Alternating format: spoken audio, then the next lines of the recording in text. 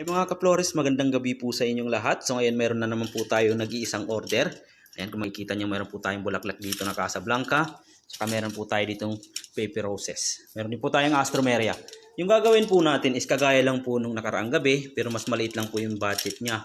Ayan o, so nilalagyan na po niya ng dahon. At ang gumagawa po nito, kagaya pa rin po ng dati at siya rin po yung gagawa ngayon. Ayan po siya mga ka-flores. Nox nung... Ayan. Ayan na nga po, nagtutusok na itong ating kasama. Pinakagwapo na florista dito sa Saudi Damam. Okay. Wow. Yan po ay Pepe Roses. Bali yung kulay po ng gusto ng customer is ganyan lang po siya. Purple and little bit white.